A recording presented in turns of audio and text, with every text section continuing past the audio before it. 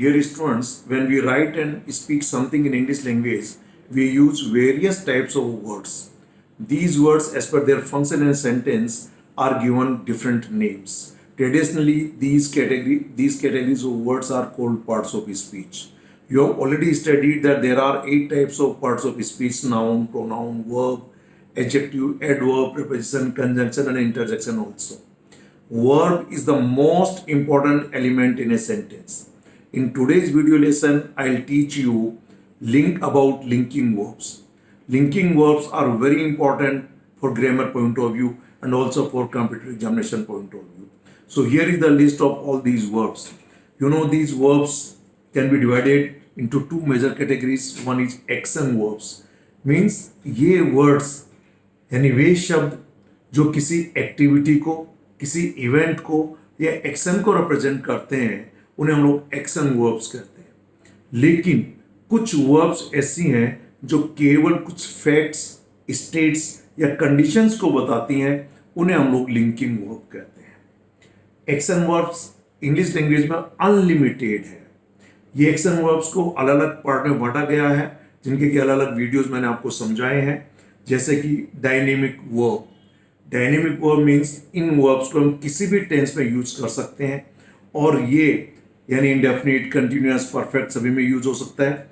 लेकिन कुछ वर्ब्स होते हैं जिन्हें हम स्टेटिव वर्ब्स कहते हैं। ये सिर्फ स्टेट्स और वर्ब्स को बताती हैं। स्टेटिव वर्ब्स को हम लोग कंटिन्यूअस टेंस में यूज नहीं कर सकते। लेकिन कुछ वर्ब्स ऐसे भी हैं, जैसा कि मैंने लिखा बोथ, ये डायनेमिक भी हो सकती हैं और स्टेटिव वर्ब भी हो सकती हैं।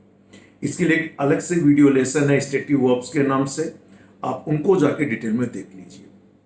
साथ में ये जो भी एक्शन वर्ब्स हैं, इन वर्ब्स को हम लोग ट्रांजिटिव, इंट्रांजिटिव और एक और कैटेगरी है अर्गेटिव वर्ब्स, जो अधिकांश स्टूडेंट्स ने इस कैटेगरी का नाम नहीं सुना होगा, लेकिन उन्हें इसकी कुछ ना कुछ जानकारी जरूर होती है। तो सबसे पहले देखते हैं ट्रांजिटिव वर्ब्स क्या होती हैं।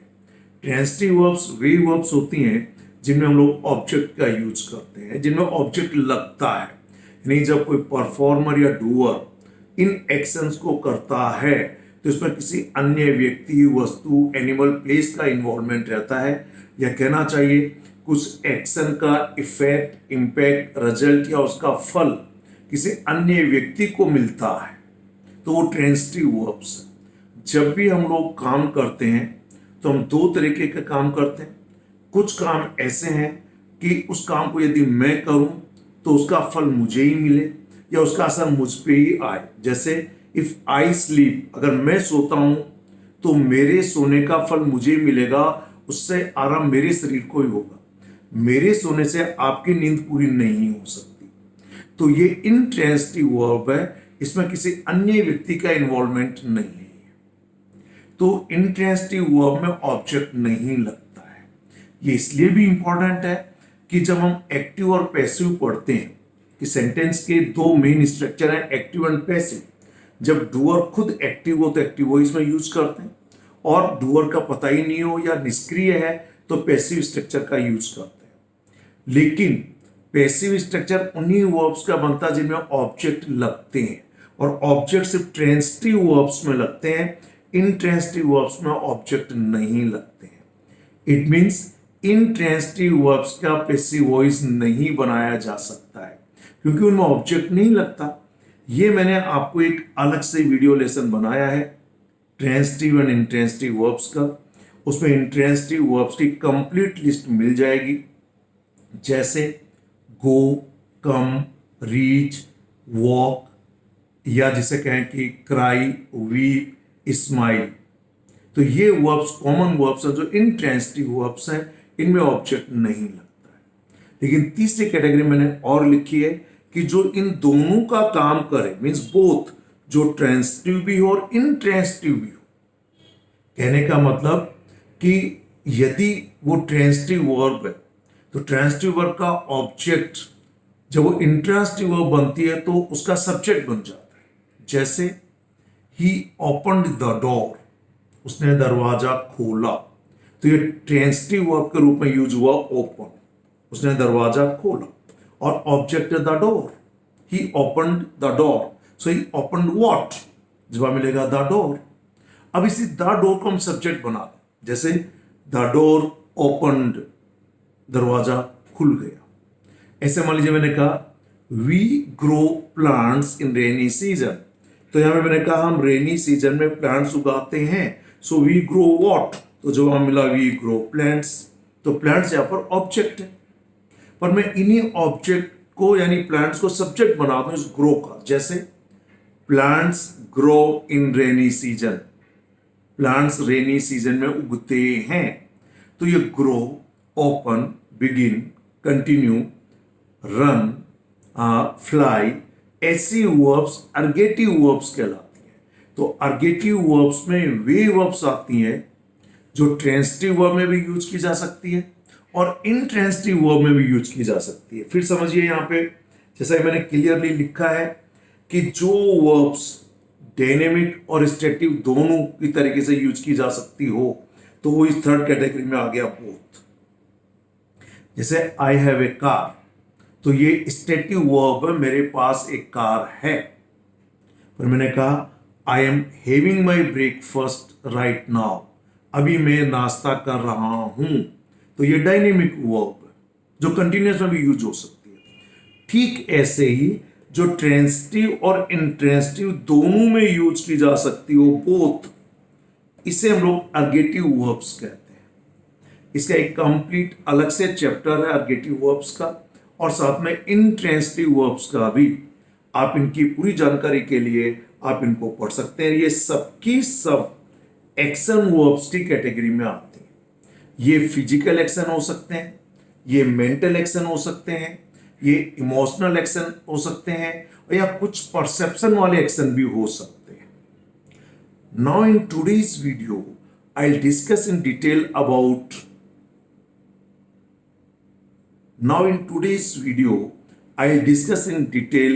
linking verbs. Linking verb means they link a noun with another noun. A noun plus linking verb plus noun, or noun linking verb plus adjective. Clear? These linking verbs connect one noun with another noun, or these linking verbs may also connect one noun with some adjective. And these noun and adjective, because tell us something about these nouns. These nouns and adjectives are not called object here. The noun which we use after linking verbs are not called objects. They are complement. They complete the meaning of these verbs. And because they give information about the nouns, means about the subjects, that's why they are called subject complements. Regarding complement, you can study out the chapter verbs of our grammar book in detail, or you can listen to the video of verbs. You will come to know what is the difference between object and a complement. Clear? So now I'll give you complete information regarding linking verbs. First of all, you see what are the linking verbs. There are some verbs which do not express actions. They express facts, conditions, और states of being, people और thing.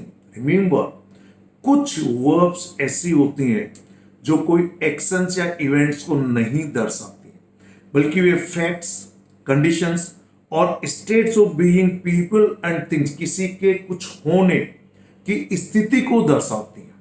उनके कुछ होने के बारे में कुछ fact को बताया जाता है, वो क्या है, कैसे है। Clear? They generally link a noun or adjective to the subject of the sentence. मैंने जैसा कि कहा, दो ही सेंटेंस स्ट्रक्चर होते हैं, noun plus linking verb plus noun. Okay, so subject, ये सब्जेक्ट होगा, इसको एक नाउन से जोड़ दिया, दूसरा noun, linking verb, then adjective. So read it again. They generally link a noun or adjective to the subject of the sentence. When we want to describe someone or something, let us say who or what they are or what qualities they have, we use a special set of verbs called linking verbs, also called copular verbs, means copulas. Clear? Once again, I want to tell you the complete this definition of linking verbs. There are some verbs which do not express actions. They express facts, conditions, states of being, people or things. They generally link a noun or an adjective to the subject of the sentence. When we want to describe someone or something, let us say who or what they are or what qualities they have. We use a special set of verbs called linking verbs, also called copular verbs or copulas. Clear? It means ये सब link करती हैं, connect करती हैं. ये verbs किसी action को नहीं दिखाती हैं. The major difference between action verb and the linking verb is linking verb describes some actions or events जो हम करते हैं, जैसे कि खाना पीना, उठना, खेलना, कूदना, नहाना, धोना, सोना, जागना, मारना, पीटना, हंसना, लिखना, देखना, उछलना, कूदना. लिंकिंग वर्ब सिर्फ ये बताती हैं कि कोई जो सब्जेक्ट है वो क्या है, कैसा है, या उसमें क्या क्वालिटीज है. क्लियर? आइए कुछ और इंफॉर्मेशन. पहले मैं आपको जो मोस्ट कॉमन लिंकिंग वर्ब्स है वो पूरी की पूरी लिस्ट बताऊं. I have divided these linking verbs into 3 categories. Number 1, the verb B. These verbs show the states of being, people और समथिंग. किसी के कुछ होने के बारे में बताया जाता है. Means be in all its forms, and the present form of be is, are, am, past form was and were. और परफेक्ट में been means have been, has been, had been. और कंटिन्यूअस में हम कह देते हैं being. और इसकी इंफिनिटिव यानी टू फॉर्म होती है to be. क्लियर? ये पहली कैटेगरी है. ये सिर्फ किसी व्यक्ति के बारे में, वो क्या है, कैसा है, या क्या क्वालिटीज है उसकी, ये बताते हैं. नेक्स्ट है, देखिए, जो किसी स्टेट, सिर्फ अवस्था को बताती है. ये वर्ब टू बी फैक्ट को बताती है, स्टेट्स को बताती है, कंडीशंस को बताती है. लेकिन ये जो है सिर्फ विच डिस्क्राइब स्टेट्स ओनली, जैसे अपीयर मालूम पड़ना, फील महसूस होना, लुक दिखना, रिमेन रहना, seem, smell, sound, taste etcetera. और तीसरी कैटेगरी है other linking verbs are become. एक अवस्था से दूसरी अवस्था चेंज हो जाती है. जैसे ही became a doctor. It means पहले वो डॉक्टर नहीं था. Clear? It got very dark. तो पहले अंधेरा नहीं था. Go, grow etcetera, which describe changing states of results. ध्यान दीजिए, अवस्था को बदलाव दिखाया गया, अवस्था की बदलाव में. तो बिकम, गेट, गो, ग्रो, एक दो और हो सकती. ये सब की सब लिंकिंग वर्ब्स हैं. लिंकिंग वर्ब्स के बारे में डिटेल में स्टडी जो हमारी युवाम की ग्रामर बुक का जो वीडियो लेसन है वो अब टू बी के बारे में, जो कि 25th लेसन से मैंने शुरू किया है कि इजारा वॉज वर्ब को मेन वर्ब में भी यूज कर सकते हैं और हम इनको हेल्पिंग वर्ब में भी यूज कर सकते हैं. जब मैं कहूँ आई एम ए टीचर, तो ये एम मेन वर्ब है. यू आर स्टूडेंट्स, तो आप मेन वर्ब है. ही इज ए टीचर, तो इज मेन वर्ब है. जब मैं कहूं आई एम टीचिंग यू, तो अब ये हेल्पिंग वर्ब है जो किसी प्रेजेंट पार्टिसिपल को सब्जेक्ट से जोड़ रहा है. I am teaching you, you are learning English, he is teaching Hindi. तो ये जो इजारा में ऐसे सेंटेंसेस में हेल्पिंग वर्ब है, और अगर अकेले यूज होता तो मेन वर्ब. ध्यान रखिएगा, हेल्पिंग वर्ब में ये कंटिन्यूअस टेंसेस में यूज होते हैं और ये इजारा मौजूद के बाद वर्ब की पास्ट पार्टिसिपल फॉर्म यानी प्रेजेंट पार्टिसिपल फॉर्म यानी आईएनजी फॉर्म का यूज किया जाता है एक्टिव वॉइस में, और पैसिव वॉइस में इजारा मौजूद के बाद पास्ट पार्टिसिपल यानी थर्ड फॉर्म का यूज किया जाता है. तो ये इसके स्ट्रक्चर होते हैं. क्लियर है? तो फिर मैं आपको इसके स्ट्रक्चर बता दूं. जब ये मेन वर्ब होते हैं इजारा मौजूद, तो नाउन, लिंकिंग वर्ब, नाउन, ये मेन वर्ब. दूसरा noun, linking verb and adjective, ये मेन वर्ब. जब यही हेल्पिंग वर्ब होती हैं तो जो भी सब्जेक्ट है, नाउन या प्रोनाउन, ये नाउन मतलब सब्जेक्ट है तो ये प्रोनाउन भी हो सकता है, then be plus ING form, और ये कंटिन्यूअस टेंस का एक्टिव फॉर्म को दिखाता है, आईएनजी फॉर्म। अब यदि पैसिव वॉइस है तो बी प्लस थर्ड फॉर्म, और ये जब यूज हुआ तो ये पैसिव वॉइस के स्ट्रक्चर को दिखाता है, या फिर ये प्रेजेंट में एक्टिव वॉइस को दिखाता, सब्जेक्ट प्लस बी यानी इजारम plus two form of the verb. और ध्यान दीजिएगा, कभी भी इजारम वॉज के बाद किसी भी एक्शन वर्ब की बेस फॉर्म यानी प्रेजेंट फॉर्म या पास्ट फॉर्म सेकंड फॉर्म का यूज नहीं होता है। क्लियर? ये थी कॉमन लिंकिंग वर्ब्स। आप इसका स्क्रीनशॉट ले लीजिए ताकि आपके सामने लिंकिंग वर्ब की कंप्लीट चार्ट आपके सामने रहे। आइए कुछ और इंफॉर्मेशन के बारे में लेते हैं, कुछ एग्जांपल मैं आपको और बताऊंगा। These verbs are followed by predicative complements which add information about subject, यानी जो भी प्रेडिकेटिव कॉम्प्लीमेंट जो नाउन और एडजेक्टिव यूज करते हैं इजारम वॉज के बाद, क्योंकि ये वर्ब के बाद यूज करते हैं तो ये प्रेडिकेटिव यूज होता है, ये कॉम्प्लीमेंट होते हैं, और ये कॉम्प्लीमेंट चूंकि सब्जेक्ट के बारे में जानकारी देते हैं, hence they are called subject complements. A subject complement may be a noun, adjective, participle, infinitive, adverb, preposition और a phrase made from any of these elements। अब कुछ एग्जांपल्स आपके सामने, जैसे आई एम ए टीचर, तो एक pronoun को teacher यानी नाउन से जोड़ दिया, एम यहाँ पे जोड़ने का काम करिए linking verb. We got hungry, अब ये गेट की सेकंड फॉर्म गॉट को यूज किया, ये एडजेक्टिव है, हमें भूख लग गई, तो ये चेंजिंग सिचुएशन को या कंडीशन को दिखा रहा है। ही सीम्स हैप्पी, तो ही सीम्स व्हाट, हैप्पी, तो ये हैप्पी यहाँ पे ऑब्जेक्ट नहीं है, ये कॉम्प्लीमेंट है। ही सीम्स व्हाट, तो भले ही व्हाट का जवाब मिल रहा है पर ये हैप्पी इसके बारे में जानकारी दे रहा है इंफॉर्मेशन, तो ये सब्जेक्ट कॉम्प्लीमेंट है, ये ऑब्जेक्ट नहीं है। They are tired, the milk has gone sour, तो गो को यूज हुआ, दूध खट्टा हो गया, तो ये गो जो है ये चेंजिंग फॉर्म दिखा रहा है किसी चीज की।